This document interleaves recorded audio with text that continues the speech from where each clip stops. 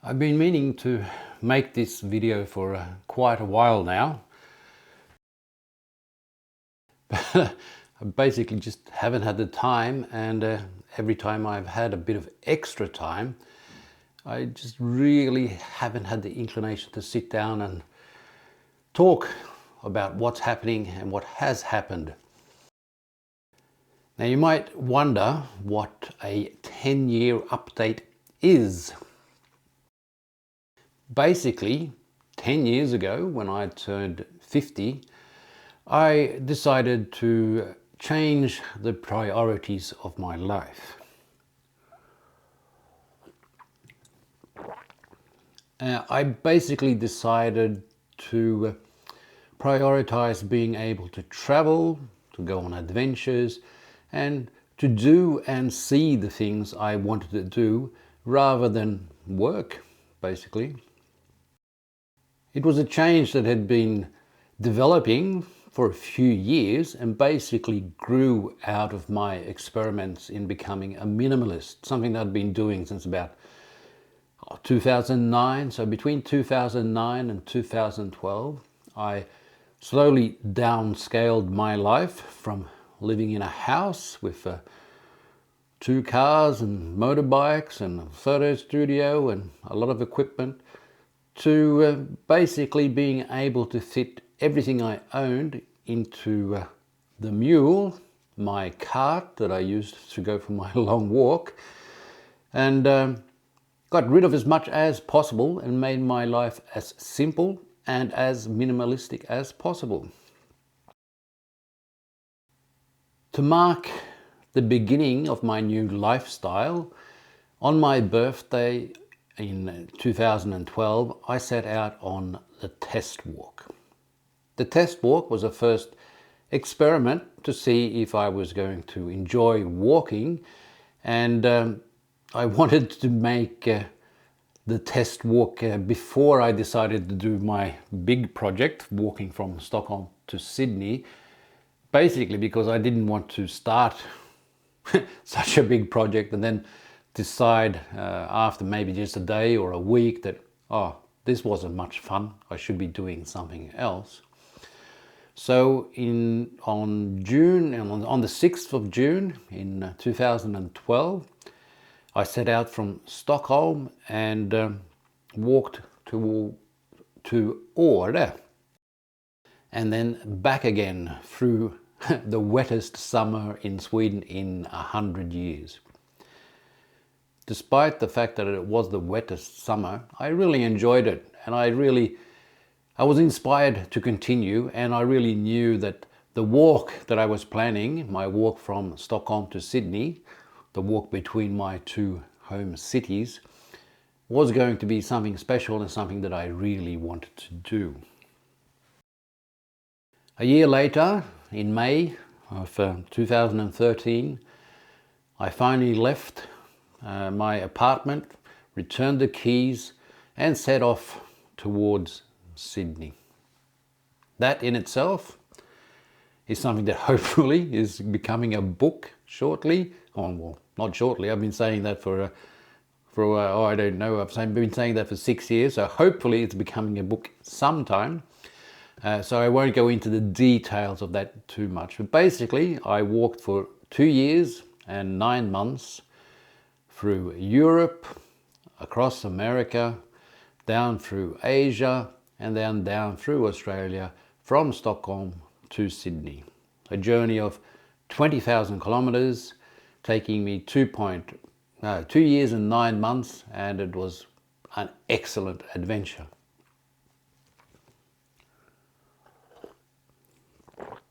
I naturally met a lot of interesting people along the way, had 1 or 2 minor adventures, but basically one of the biggest takeaways I had from that trip was just how friendly and helpful people all over the world are.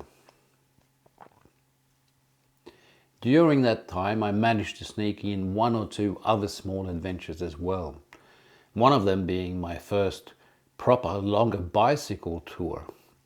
I rode from Hua Hin to Singapore on an old Trek mountain bike, an ex-Hire bike that looked that had lived at the bottom of a swamp for the last 3 or 4 years, and that's why I called it Shrek. And it turned out to be a 2,000 kilometer ride, a really nice ride through Thailand down to Singapore.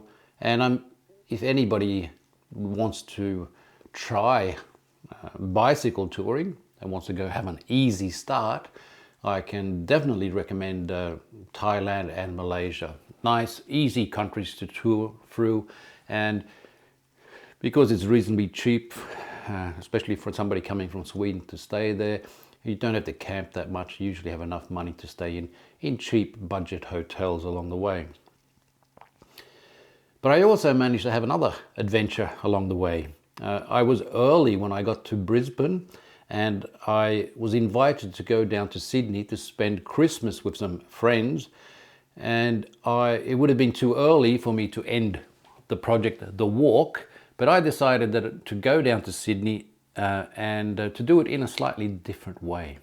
I'd always been wanting to try a kick bike, and I actually found the import of a kick bike in Australia, and I borrowed a kick bike, a bike that I actually ended up buying after this trip, and kick biked the almost 1,000 kilometers from the Gold Coast down to Sydney to celebrate Christmas. I then flew back and then continued the walk down to finish the walk that I finished on Australia Day in 2016. That took up 3 years of the last 10 years. Then after that, I've done a few things. I was pretty broke after that. I hadn't worked a lot during those 3 years, so most of my savings were gone. So I had to go back to Sweden and work, but I managed to fit in a fair few small adventures since then as well. The first one being kick biking through Malaysia and Thailand on Stan, the kick bike that I bought in Australia. And then coming back to Sweden and doing a small tour just down through the middle of about 400 or 500 kilometer trip down through the middle of Sweden out to visit my relatives. Then I was back to work, working hard at Fotoskolan Stockholm with a new course that had just started there. I didn't really get much time off, until late in the summer of 2017, when I went for a longer trip on my Bullet cargo bike. I actually rode my Bullet cargo bike for a 2,500 kilometer trip around Finland. I followed the Baltic Sea up along the coast, the western coast of Finland, and then I turned inland and then headed back down through the center of the country back down to Helsinki. A brilliant trip, but unfortunately, because of the way I'd been traveling before, I felt that the 5 weeks I spent on that trip were just a start period, and it was really, really difficult to go back to work after that. Since then, there have been a few different trips. I cycled through Estland, Letland and Litauen, down through Kaliningrad, the Russian enclave, down into Poland. That was a pretty exciting trip. I did a bikepacking route that was called the Swamp Thing, I think it's called. A really nice trip through Estonia. A trip I could really recommend. I had a few problems with bikes, changed equipment, went backwards and forwards.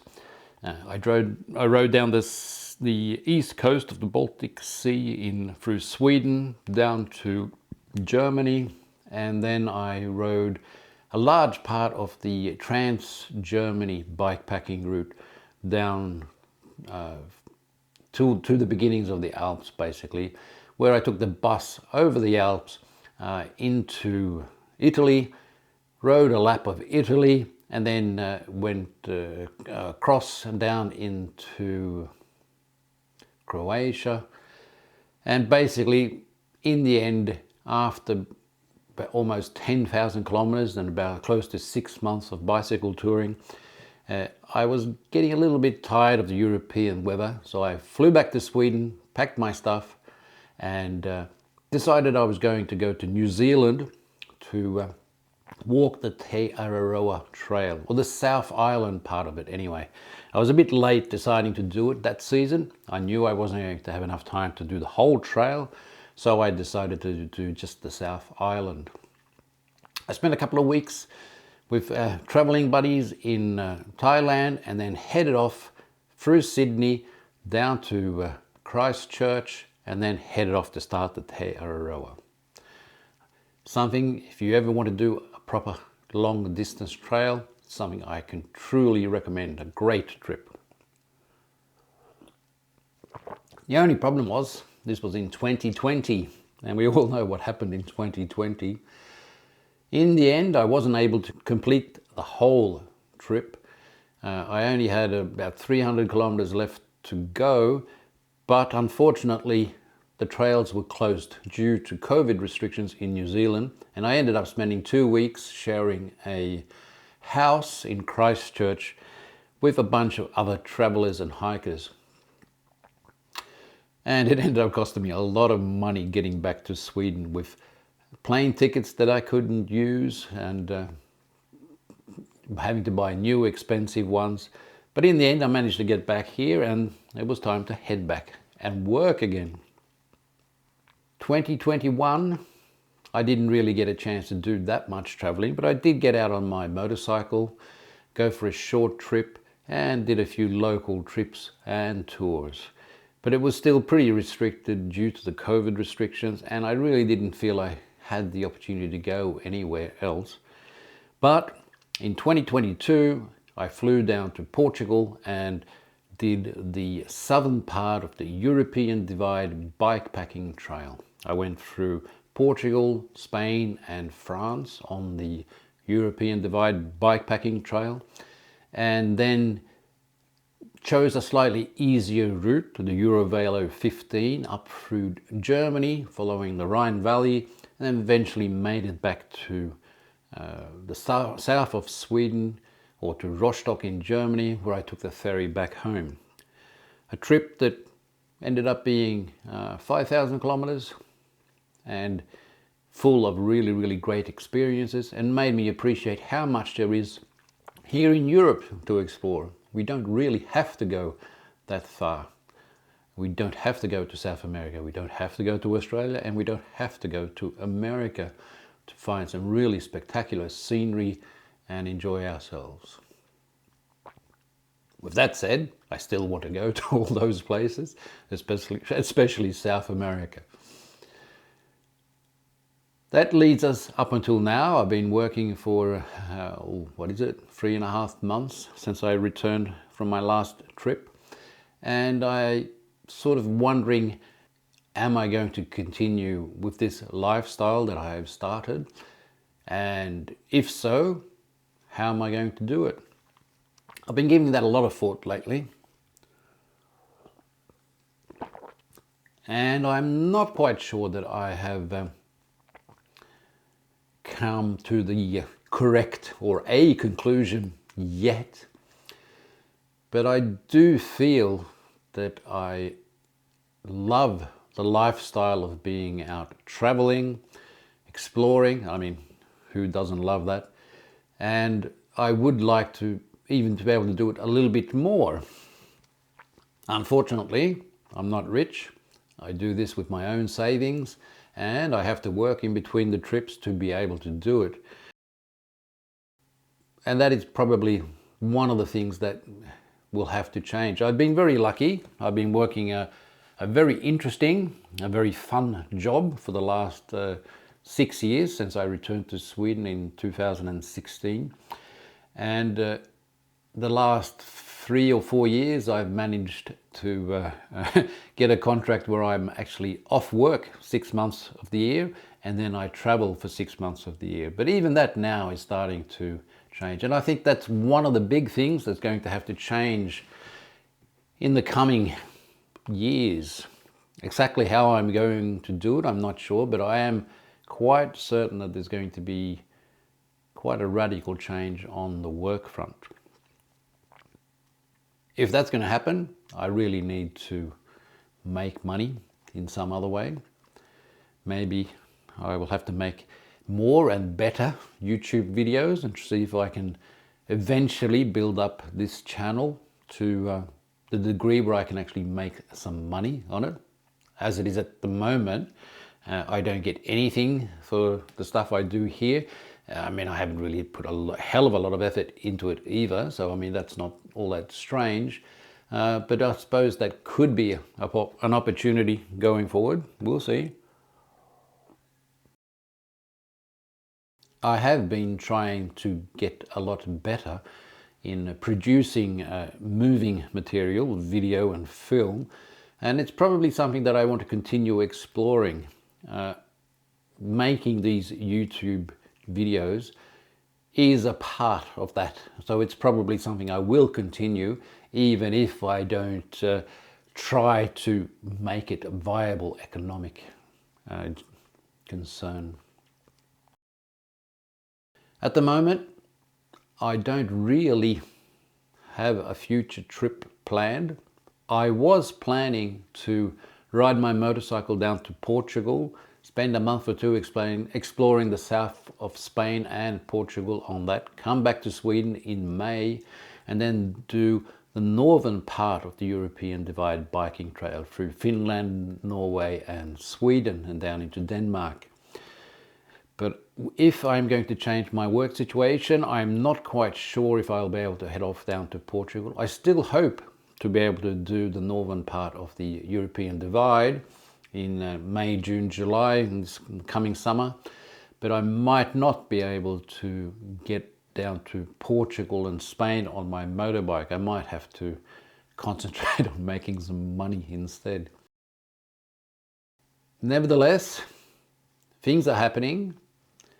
I've had a great 10 years. I have been able to do a lot of traveling. I've explored a lot of places I wanted to go to.